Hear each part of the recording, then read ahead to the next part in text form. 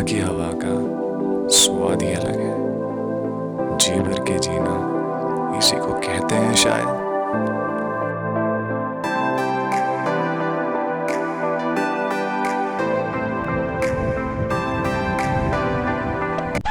Wait, कहानी शुरुआत से शुरू करते हैं।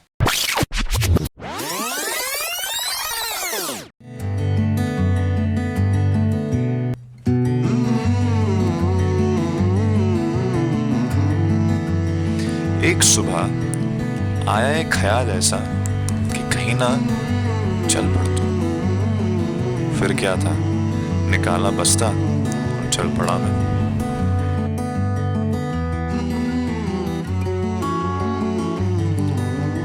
लग्जरी गाड़ियों में तो बहुत घूमे होगे, लेकिन रोडवेज की बस में ड्राइवर के पीछे वाली सीट का जवाब नहीं। कहते हैं मंजिल जितनी हसीन होती है, वहां पहुंचने का रास्ता उतना ही मुश्किल और जरिए उतने ही कम होते हैं। अंधेरा ढलने के कुछ मिनट पहले मैं एक जगह पहुंच गया। ना ही यहाँ कोई गांव था और ना ही कोई होटल, पर अचानक से उस ढलती हुई शाम ने जैसे कि मेरे कानों में कुछ कहा कि सड़क तुम्हारे लिए नहीं है और इसके लिए तुम। कभी किसी ऐसे गांव में गए हो जहां तुम्हें कोई नहीं जानता? आज ये रास्ता भी लेकर देखो। And as I always say, if you follow your heart, you'll always find your way. कुछ और कदम चला तो मैंने एक गांव ढूंढ लिया। रात बीतने लगी और ये अनजान गांव अब अनजान नहीं रहा। पहाड़ी शादियों के भी न्योते आने लगे और शादी में मिली घनी सुर। उत्तराखंड की लोकल बियर है। लोकल जैसे चावल और आटे से बनाते हैं। रात लोकल्स की कहानियों में बीती और सुबह मैं उन सफेद पहाड़ों की ओर बढ़ चला। रास्ते में बहुत से लोगों से भी मिला। ट्रैक शुरू हो चुका था, लेकिन नाग टिब्बा समिट अभी भी बहुत दूर था। Finally, the halfway base camp.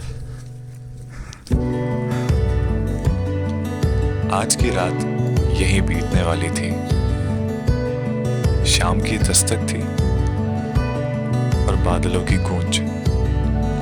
And I felt as I was being welcomed by the nature. Can you hear it?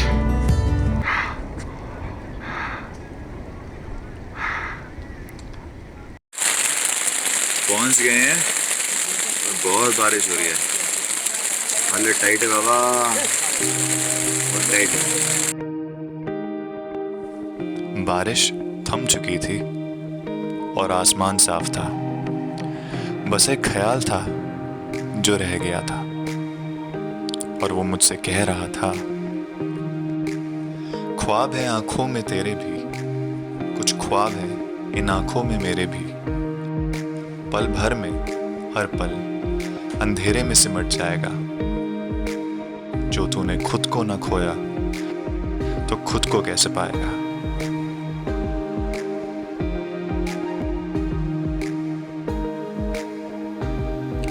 घर से निकलने से पहले मैं ये भी नहीं जानता था कि ये ट्रैक कितने दिनों का है या कितने किलोमीटर का। जानता था तो बस ये कि ये करना मेरे लिए बहुत जरूरी है।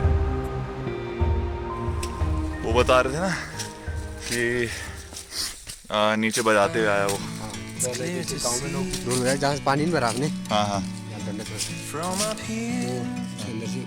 चांदी की सिक्के आई, उतर गया। उसमें बोला यार कहीं देता हूँ, ऐसे दोस्त नहीं हो गया।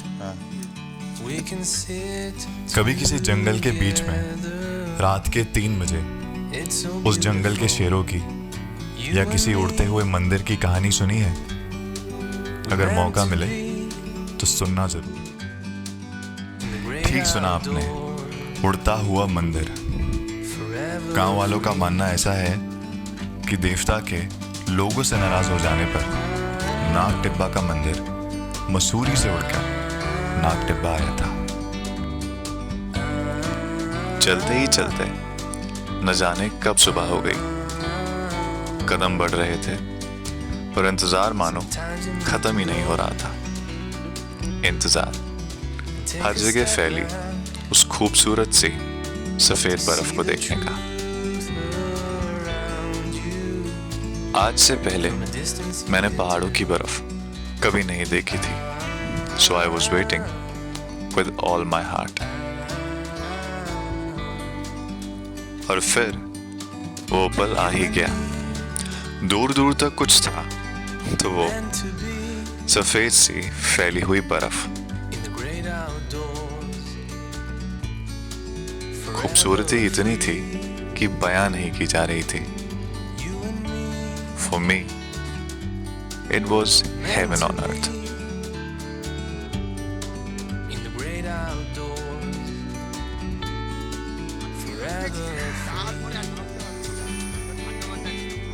बर्फ देखने की एक्साइटमेंट में I even skipped my meal.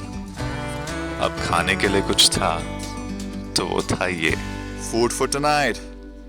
Sorry, today morning. सबको पीछे छोड़ मैं जंगल में अकेला आगे बढ़ गया। आसपास अब सिर्फ जानवरों के पैरों के निशान थे। मजा आ रहा था पर डर भी लग रहा था।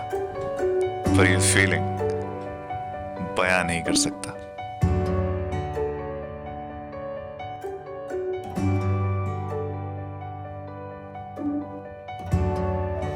इतनी बर्फ है, इतनी। अब देखो।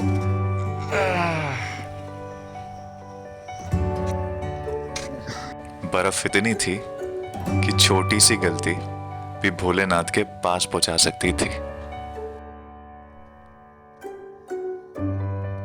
What the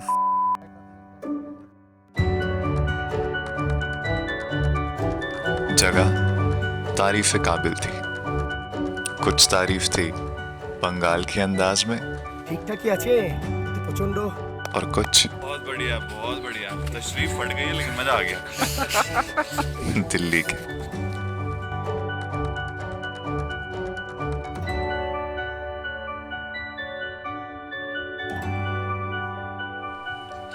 Inside all of us, there's a champion who lives.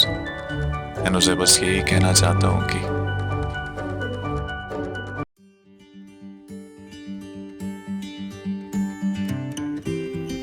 खुश वही है जो रुका नहीं है। खुश वही है जो झुका नहीं है। बढ़ रहा है वो आगे लेकर गुरूर साथ अपने। हटकर है वो सबसे, वो नहीं जो फैला दे हाथ अपने। ख्वाबों में भी वो खुद से जीतता है। उठता है उसे पूरा करने, ऐसे उसका वक्त बीतता है। आगे बढ़े बिना रह ना पाएगा वो। अगर कभी रुक भी गया तो ये सह ना पाएगा वो। हार किसे कहते हैं ये वो जानता ही नहीं है।